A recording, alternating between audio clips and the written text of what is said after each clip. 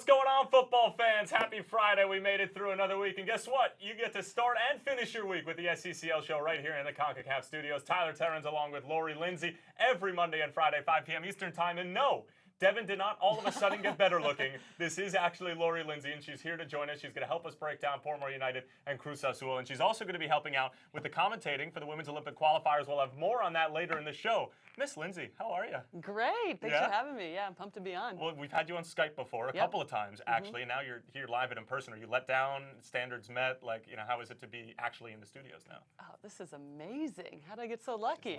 Somebody paid her to say that. I asked Devin to go on vacation so I can get in this seat. Yeah, Devin, we don't know where he's in. He's on sabbatical somewhere. Hopefully we'll find him for Monday's show. But we're going to break down Portmore United and Cruz Azul, which is a very intriguing matchup. Of course, Mexican sides are always going to have the upper hand when we're talking about this tournament, if it's against Caribbean sides, MLS sides, whatever it might be. But Portmore, the one representative from the Caribbean, of course, founded in 2003. They had an old name. They now are called Portmore United, but boy, have they been successful since they've come into fruition. 7-time Red Stripe Premier League champions, 4-time Flow champions. That, of course, is how they qualified for Scotiabank Concacaf Champions League. On the other side of the ball, for Robert Saboldi's side, Cruz Azul, 8-time League MX champion, 4-time Mexican Cup champions. That's Copa MX. Jonathan Rodriguez is their leading goal scorer over the Apertura and Clausura this season. Rondi Smith has been the talisman for Portmore United on the other side of the ball. Cruz Azul, of course, have actually won this competition before, back in 2013-14, beating Toluca 1-1 in the final on away goals. That rule no longer in effect in the final. Mariana Pavone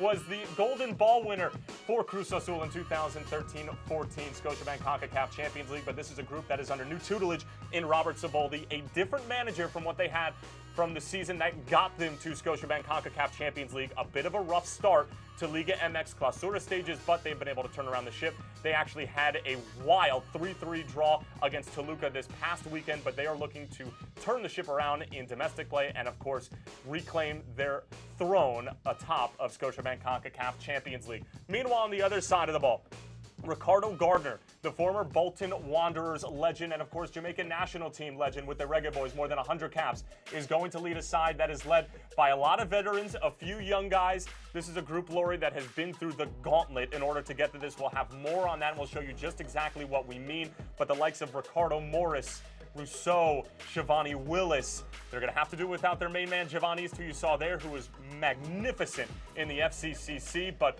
Portmore United have a lot of talent. They made some noise in the 2018 CONCACAF League. They got to the second round, and if it wasn't for an early red card in the second leg on Malik Foster, they could have very well taken down Motagua, who, of course, has been to back-to-back finals in CONCACAF League and is taking on Atlanta United. But, Lori, we'll take a look at the bracket proper. And listen, there's no surprise here that Portmore United is the underdog, but when you take a look at who these two teams are going to have to face should they get past the first round, it's the winner of LAFC and Club Leon. Good luck. Good luck is right. I mean, no one wants to face those two, and we're familiar with the MLS and how good LAFC has been and continue to be. So this is a tough one, but at the same time, exciting matchup between these two teams. We'll see if Portmore can get the upset. Well, Portmore United has been through really a gauntlet. There's no other way to put it. Not only did they have to win their domestic league, then they had to win a different international tournament of sorts. It's a Caribbean tournament where they had to beat the likes of Dominican teams, Haitian teams. And here's a look at how it happened. Spring stress leads to success. That's courtesy of our producer, Roberto Fernandez. It has a nice ring to it. I might sing that to myself to sleep tonight. But, I mean, you know, this is bringing you back to your days running around in the fields of Indianapolis playing like 5 games in 3 days. But it's not just for maybe a little trophy at the end. It's to play in the region's biggest tournament. It's unbelievable, the results that they were able to string together. And if you see a theme here, 1 goal, 1 goal, 1 goal. Giovanni scored every single goal for Portmore. But, I mean, to be able to put this amount of quality together in a short stretch is really impressive.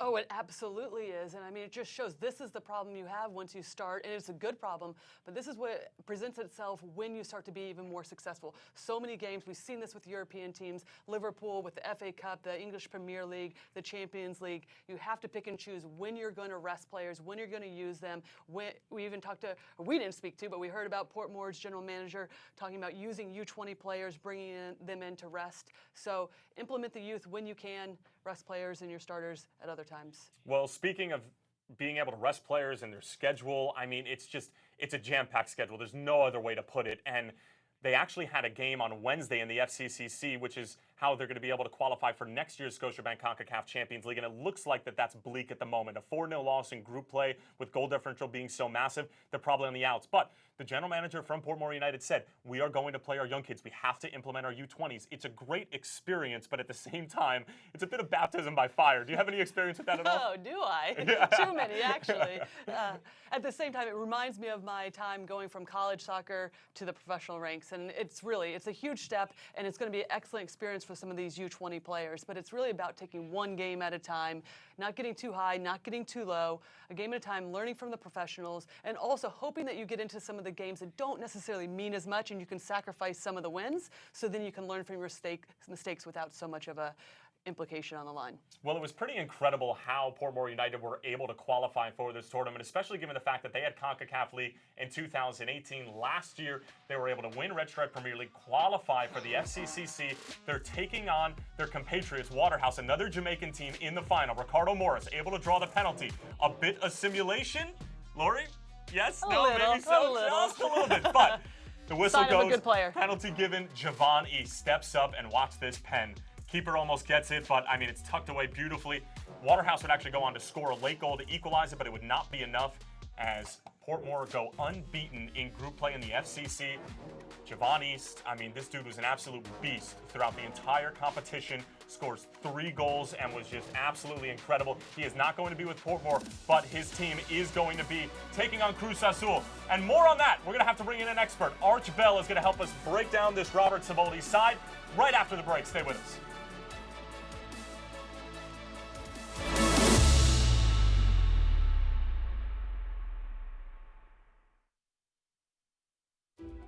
I went from maybe I can to I know I will. From isn't she cute to fight. Coaches who seem stuck on we can now say we did. From women's football to every 90 minutes, I'm reminded we belong.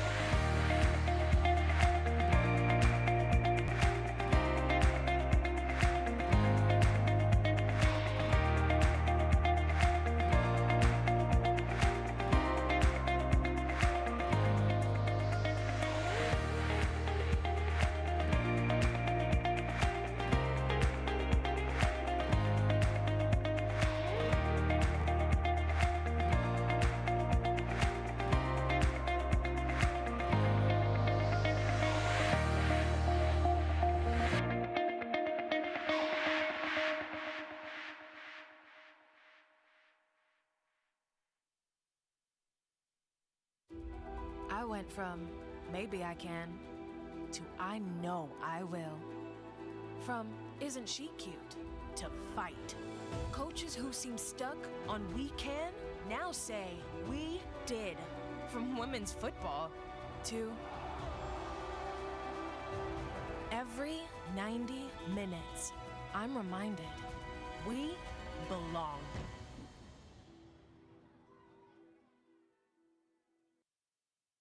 Welcome back to the SCCL show. Tyler Terrence along with Lori Lindsay. We're going to break down this Robert Siboldi Cruz Azul side now. And to be able to do that, we're going to have to bring in the help of an expert because there's not many people who know better about Liga MX than Mr. Arch Bell, who is joining us via phone call right now. Arch, how are you, sir? I'm good. How are y'all doing? Thanks for having me on. Absolutely, absolutely. And Arch Bell does a number of different things, contributes to CONCACAF as well. But Arch, I want to jump straight into it because this Cruz Azul Portmore United matchup is really intriguing from a number of different standpoints. But I want to focus on Cruz Azul first to help the fans a little bit at home. This is a team that's under new tutelage with their head coach in Robert Siboldi. It's a different coach than the coach who helped them get into Scotiabank Concacaf Champions League. Just over the course of 90 minutes, what can we expect out of this group? Well, this is a team, and Siboldi is really starting to put his stamp on this team. This is a team that I like to say they like to attack, but without risks. So generally, when they are going forward and attack, you're still going to see them have about 6 players behind the ball in case it gets lost. So there's very much a sense there's zonal control, I guess you could say. So Baca and Romo are the two guys who generally control the midfield. I think when Yoshimar Yotun gets back from injury, he might be in the mix as well. But, typically in a 4-2-2, it seems like Siboldi's kind of settled on that formation in the last couple of weeks. And it plays to their strength of just trying to distribute the ball out wide when they look to attack and in transition. So, like I said, this is a team that when they push forward, they still like to maintain some defensive shape with those 6 players behind the ball.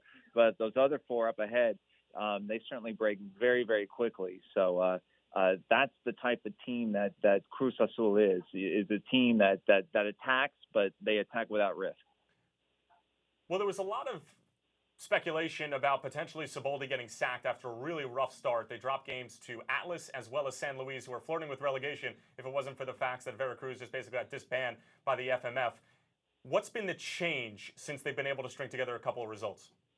Yeah, it's interesting. I mean, it almost feels like Cruz Azul has been like this long hangover from losing that Clausura final to Club America last year. And it's only now in the last, I think, 2 to 3 weeks where you see some consistency. And I think a lot of it has to do with the play of 2 players in particular.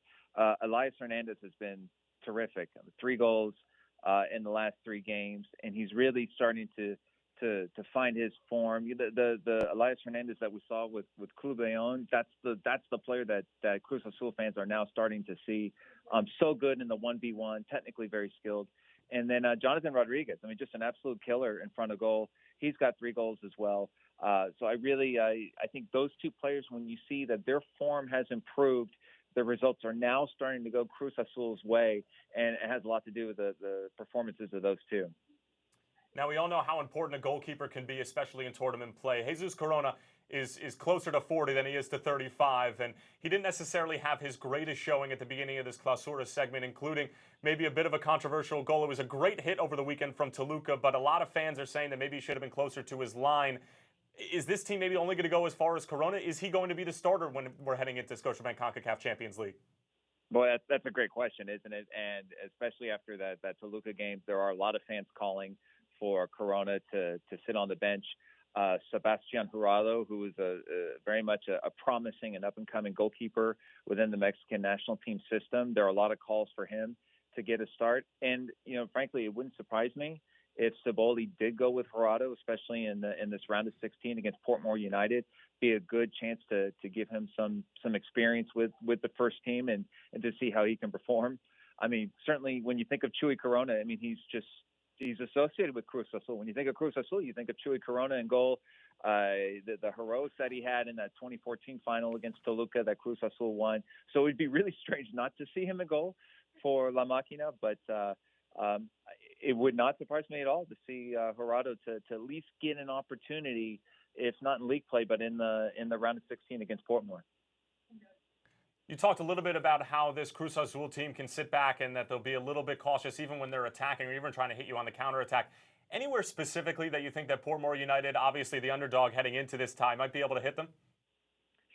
Yeah, I think for Cruz Azul fans, it has been just exasperating to see how switched off the defense can be at certain moments, especially late. They've conceded several late goals, not only the Toluca game, but against there was Atlas.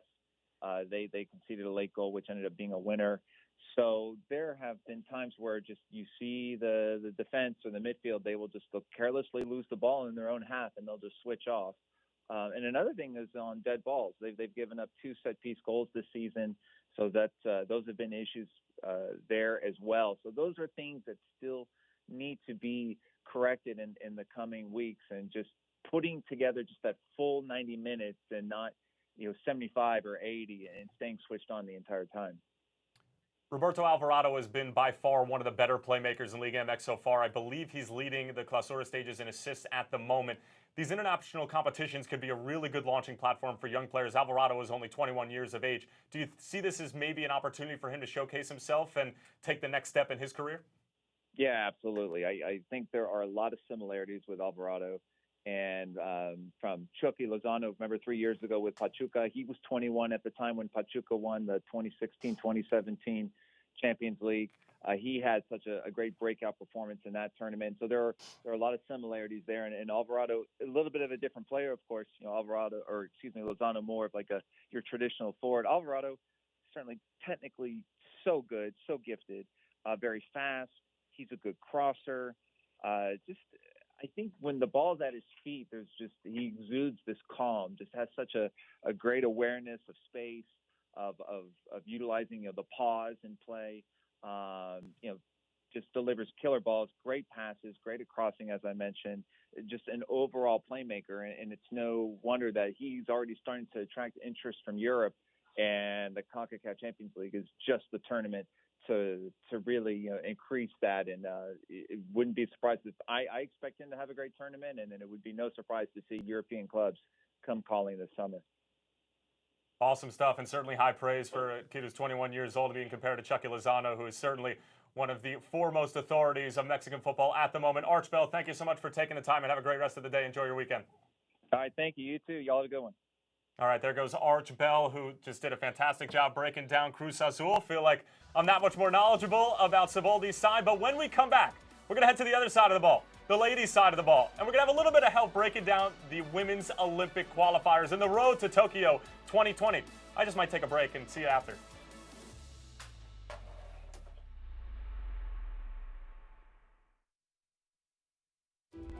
I went from maybe I can to I know I will. From isn't she cute to fight.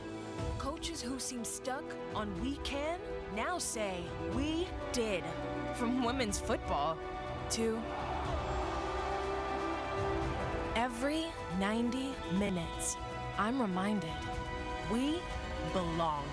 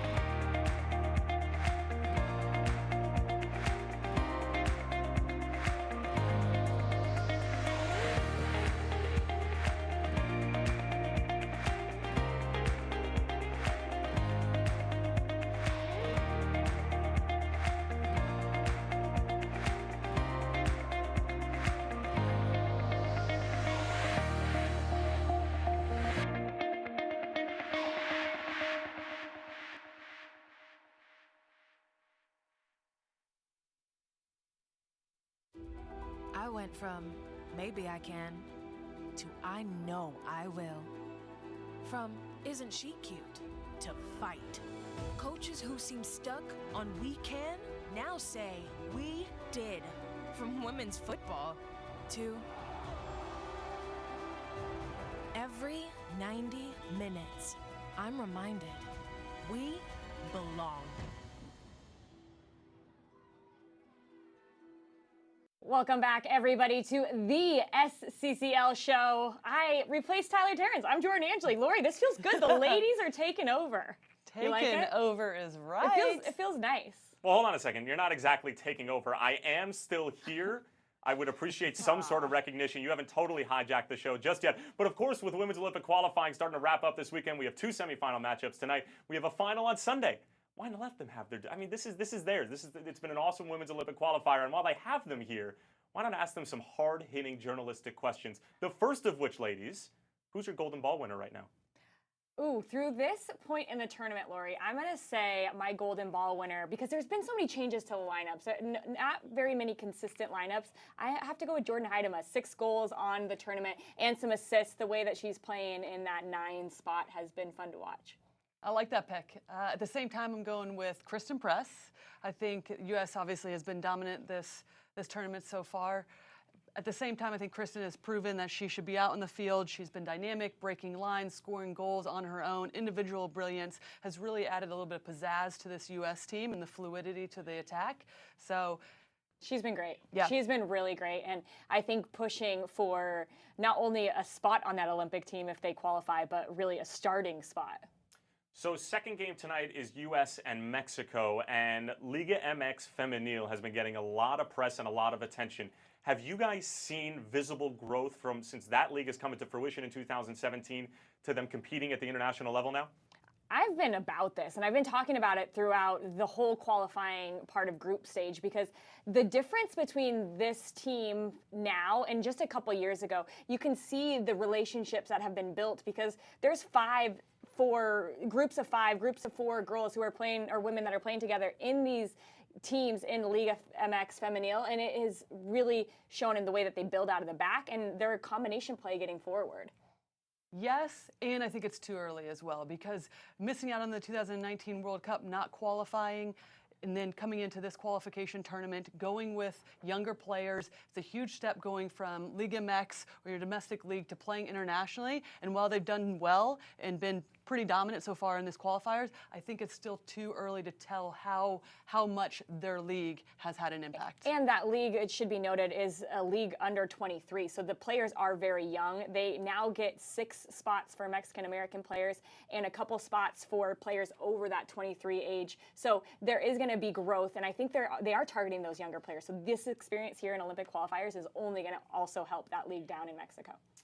Now I have a really difficult question for the two of you, because I know you have a lot of friends on the team, and I have been such a big fan of Canadian football as of late, men's and women's. I mean, you think about Alphonso Davies on the men's side, you think about Jordan Huitema, the teenage sensation over in Europe for the women's side. But USA just continues to have a stranglehold on this region. The question is, what piece or pieces is Canada missing to really challenge the U.S. for CONCACAF glory? Ooh, good question. I think if there's Thank any you. Canadian fans watching, they're like, what missing pieces are you talking about? What's the deal here? But at the same time, for me, it is all about depth. When you look at the U.S. team, just the quality of players in every position, the multiple players, and one player that comes to mind for me, we both know well, is Diana Matheson, a good friend, a former teammate of ours, has over 100 caps for Canadian national team, a winger, scored big-time goals for the Canadian national team. And yes, do I think that she would play for the U.S. women's national team? Absolutely. At the same time, do I think she would be able to get over 100 caps? I think that's unknown, because there's so many quality players in that position. It would be difficult to be able to play in and game out. I agree with you, Lori. This Canada side, and don't get us wrong in saying this, like, they are quality, but there is an X factor that the U.S. brings that, Tyler, is just, it's hard to put your finger on what it is, but they are like a win at all costs, and they just figure out a way. In those big moments when they need the win, they'll find the win. And for me, it's the X factor. It's that mentality. Is it athleticism? Is it something like, because you talk about not being able to put your finger on it, but at the same time, it's very visible when you watch the U.S. play why they're able to sort of take it to the next level. It is athleticism, but it's also competitiveness. This team has been built on a winning mentality since day one. I mean, going back to the very first days, and the more notable players that we know of, Mia Hamm, Michelle Akers, Julie Foudy, these players, Christine Lilly, everything was about winning. It was about the team, and it was about winning, and at all costs. I mean, getting it done. It doesn't have to be pretty sometimes, and we're already seeing the players at this tournament talk about that. Their eyes are set on Tokyo. Well, you talked about the X factor as far as the team is concerned. I want to talk about individuals. Any player that's sort of been the surprise standout that you weren't necessarily thinking of heading into the qualifiers? Well, I think we know so many of these players from their time with their national teams, but the youngster Jade Revere, she did get 3 appearances at the Women's World Cup last summer with Canada, but this outside back, and she's now playing more dominantly on the right side. But Canada does something where they can play in a 4-3-3, or they can play in a 3-back with wing backs. And when Jade Revere is in that wing back, she is so dynamic. She scored a golazo, if you can call it that. Like, it was a beautiful goal, but her impact in the game, not only defensively, but going forward. She's 19 years old, goes to the University of Michigan, really making a name for herself right now. And I'll add to that another Canadian player, Jordan Huitema. I think she's been brilliant at this tournament. I mean, we've known what she can do. Young player, plays for PSG. But at the same time, I mean, 6 goals in this tournament so far, leading goal scorer. I mean, she's been brilliant. And this, just her athleticism, her height, her presence. Yeah. And when you're talking about playing alongside Christine Sinclair, I mean, yikes, watch out. A lot of Canada talk, but I think it's important to say that the front runners, Jordan Huitema, Janine Becky, and Deanne Rose, their ability to work off each other when they all 3 started, that front line for Canada was so dangerous. All of them contributed either a goal or assist to every goal that they got in that 6-0 victory. So it was an impressive run for them and players to watch for sure. All right, well, here's the million-dollar question heading into Tokyo 2020, and barring any sort of miraculous collapse on the U.S. side or just an incredible performance on Mexico's side, U.S. is going to be there this summer. Is this finally the year or cycle where a team can win both the World Cup and the Olympics? Yes. Absolutely. I mean, when you look at this U.S. team, a lot of times there's been a lot of talk about the coaching change from Jill Ellis to Vlatko and Inoski coming in, and it's a tough time usually, but with Vlatko's ability and his understanding of the players being an NWSL, it's an easy transition, but just the little nuances that he's added to this team in terms of fluidity in that final third, what he's adding, I think that's going to add to the competitive nature of this team, but also just to bring out even more excitement from these players and just their individual performances. A refresh, really, to bring a new coach in. It's the same core group of players, but they see the game a little bit differently. And it's interesting to note, in Europe, 2 of the top teams in the world, France won't make it because they didn't make it to the last 2 in the Women's World Cup, so they automatically don't qualify for the Olympics. Now, England qualifies, but it's going to be a different squad. It's not the England squad. It's going to be a Great Britain squad. We'll see what kind of changes they make there. So for me, I definitely think the U.S. have the best opportunity that they've had to make it back-to-back here. Ladies, thank you for indulging me. I believe that you have some goals that you want to take a look at. I mean, who wouldn't want to take a look at goals on a Friday before everybody starts their weekend? Tyler, this tournament has been so much fun because it has been filled with goals. We've seen 11-0 results. We've seen multiple 6-0 results. But we're going to take you through our top 5 here. You have to start with this build-up. But it's history right here. This is when Christine Sinclair notched 185 international goals, more than any man, woman, child. She is the leader. And this is what makes her so good, just finding those spaces in the box, her ability to time her run, a little combination play out wide, sets Adrienne Leon free, and then it's a little slot pass, and then she's wide open, Christine Sinclair, just an easy finish for that one. We had to give it to her, and she got a strike on that one for sure. Sinclair beating out Abby Wambach for that international goal record. But this goal, I love it because of this entry ball, Lori. It whips in, and like if you're a goal scorer and you're in the box, you're saying, thank you very much. I don't have to do anything. Deanne Rose doesn't have to do anything to put this away. No, all she has to do is get her body in front of it. That's exactly what she does. I don't know what body part that is, her stomach, that she just redirects it, but enough pace, enough bend on it. All she has to do is make sure she gets her body behind it. Brilliant ball in there. And this is the play that you're talking about in terms of those players up top for Canada, being able to have that fluidity, making it difficult for other teams' defenses. Yeah, that was the game against Jamaica where those 3 front runners contributed to every single goal. Now, Kristen Press, you said, is your golden boot so far, or golden ball. Look at this shot. What is incredible about this and why it's on my top 5 is because she's nearly standing still. All of her momentum is stopped, and then she places it on a postage stamp in the corner, Lori. Oh, well, it doesn't get much better than this. And this is the individual brilliance that I was talking about, just her awareness of where the defenders are, that little cutback separates her from the defender, and then it just gets around us to have enough bend, enough pace on this. This is unbelievable and unsavable. That reaction, like bow down to Kristen Press, what a beauty. Now, here's the youngster, Jade Revere. She picks this one up. Yeah, she's not under pressure. But that ball knuckles, and it knuckles back to the near post. It was so beautiful that I love these replays. I will watch this again and again and again. And this is when you know you've struck a ball so well, when it has this type of bend, that forward momentum, the forward roll or spin on this ball, and you're talking about that bend and that dip right into the upper 90.